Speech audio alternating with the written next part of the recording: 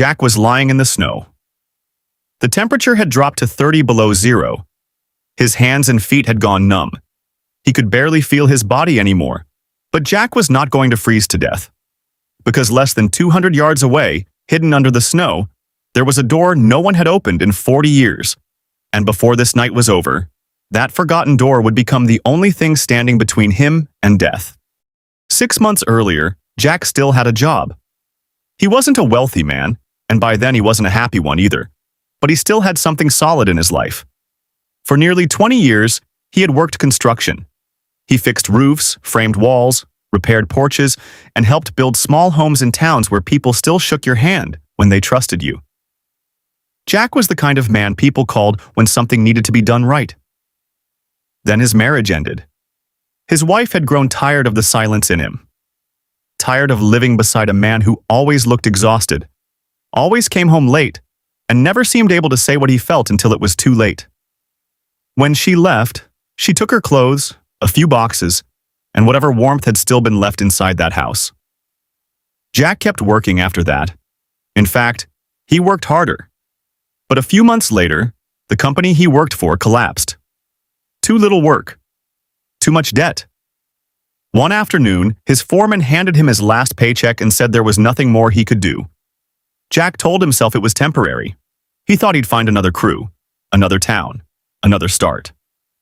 But weeks passed, then more weeks. He sold his tools first, then he sold his truck. Then he started sleeping wherever he could. In an old storage shed one night, under a loading dock another, sometimes in places so cold he barely slept at all. By the time winter was close, Jack had been homeless for almost 6 months. Then one day his phone rang. It was his cousin Raymond. They hadn't spoken much in recent years, but Raymond said he was in Alaska now and might have work for him. Some repair jobs, some seasonal labor. Nothing fancy. But enough, maybe, for Jack to get back on his feet. It was the first real chance he'd had in a long time. So Jack used the last of his money to travel north. But when he finally reached Alaska, the place Raymond had told him to come to was empty. The cabin was locked, the truck was gone. And a neighbor told him Raymond had left days earlier for a remote job deeper inland. No return date, no phone signal, no way to reach him. Jack stood there with one bag in his hand, cold air burning his lungs, looking at a place that was supposed to save him. And that was the moment he understood the truth. He had come all this way for help, and still ended up completely alone.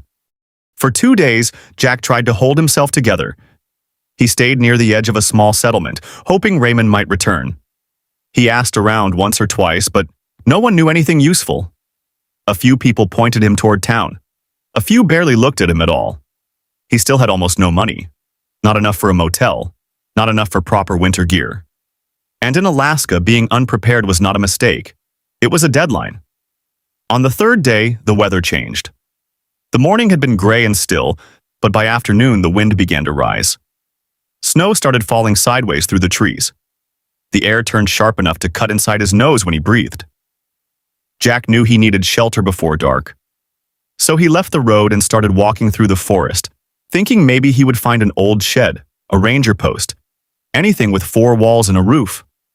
But the deeper he went, the quieter everything became. No houses, no lights, no sound except wind and his boots crushing through fresh snow. After an hour, his phone died. He had been trying to save the battery all day, but the cold drained the last of it anyway. The screen went black in his hand, and that was it. No map, no flashlight, no way to call for help. Jack kept walking. He pulled his jacket tighter, but the cold was already getting through. His beard had frozen white around his mouth. His fingers felt thick and useless inside his gloves. Then his feet started to lose feeling too.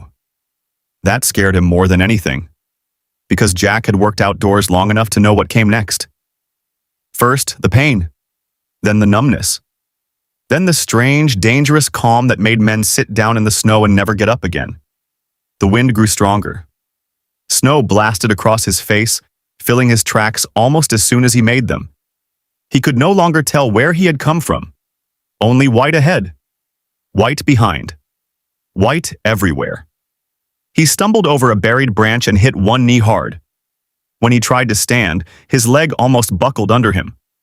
For a moment, he stayed there, breathing hard, head down, hands shaking. He told himself to move, but his body was slowing down now. The cold had crawled deep inside him. His shoulders felt heavy. His thoughts were getting dull. Even fear was starting to fade into something worse. Exhaustion. Jack took a few more steps, then stopped again. That was when he saw it. At first, he thought it was a shadow moving between the trees. Then it stepped into the open. A fox. Small. Lean. Its red coat almost glowing against the white storm. It stood maybe 30 feet away, completely still, looking straight at him. Jack frowned, trying to focus. The animal didn't run. It just watched him for a second. Then turned and moved through the trees. Jack would have ignored it if the fox had disappeared. But it didn't. A few moments later, it stopped again and looked back, as if checking whether he was following. Jack swallowed hard. In another life, in warmer weather, maybe he would have laughed at the thought. But out there, freezing and half lost, a man's mind clung to anything. Anything that looked like direction. Anything that looked like a chance. The fox moved again. Jack forced his numb legs forward and followed it into the storm. The fox moved fast through the snow, stopping every so often to look back at Jack. By then, Jack was no longer thinking clearly. He was just following the only living thing that seemed to know where it was going. The wind kept pushing against him. Snow covered his boots, his coat, even his eyelashes. More than once, he almost fell. Then the fox disappeared behind a low hill of drifted snow. Jack dragged himself forward and nearly walked past it. At first, it looked like nothing. Just a strange dark shape under the snow. Then he saw it. Metal. He dropped to his knees and started scraping away the ice with his gloved hands. Under the snow was a rusted iron door, half buried, almost invisible. Jack pulled at the handle once. It didn't move. He pulled harder.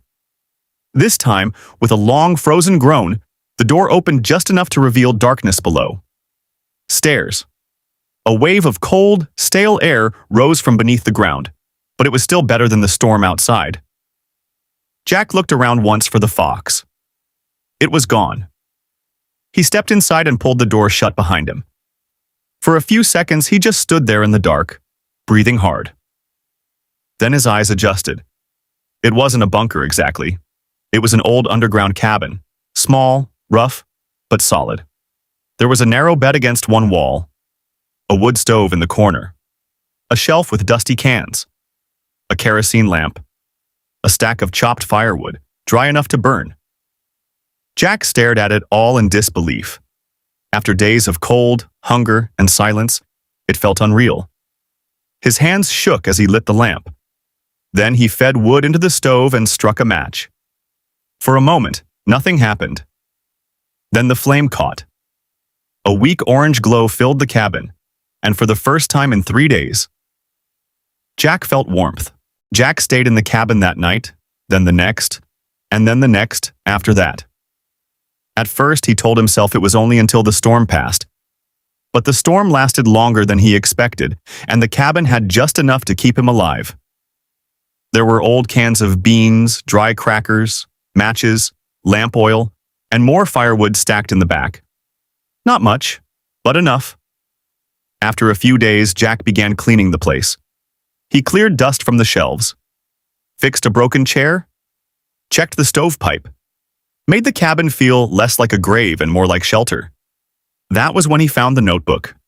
It had been tucked inside a wooden drawer near the bed. The cover was cracked with age, and several pages were stained and yellow. Most of it was written by a man named Walter Hayes.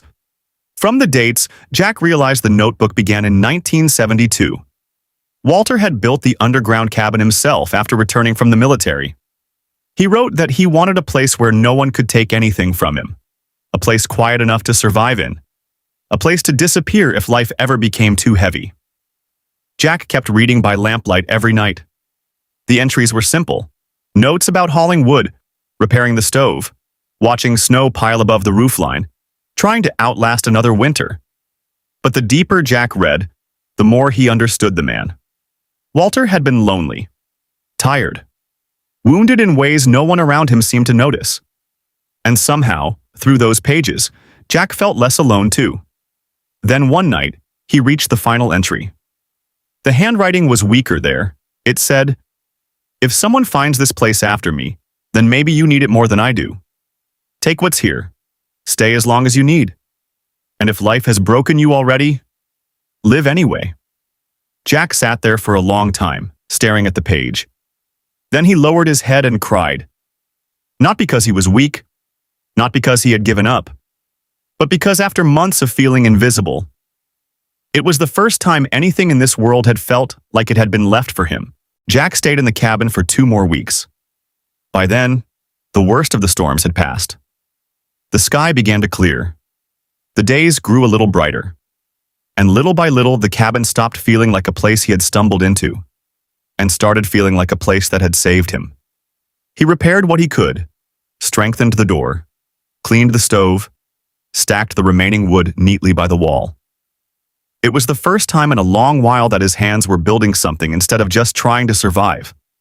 When spring finally began to touch the snow, Jack made his way down to the nearest town. This time, he didn't arrive as a man waiting to be rescued. He arrived as a man who had already survived. A mechanic gave him a small repair job. Then another man hired him to fix a roof. The work was hard, but Jack didn't complain. He had slept under the ground and lived through an Alaskan winter. Everything after that felt possible. Months later, he was still working, still saving, still quiet, but no longer broken in the same way. And whenever he had a few days to himself, Jack went back to the hidden cabin in the snow. Not because he had nowhere else to go, but because some places don't just shelter a man. They return him to himself. Sometimes life takes everything from you so it can lead you to the one place where you finally remember how to live again. And sometimes, the door no one else sees is the one meant for you. If you stayed with Jack until the end, subscribe for more stories about survival, second chances, and the hidden places that change a life forever.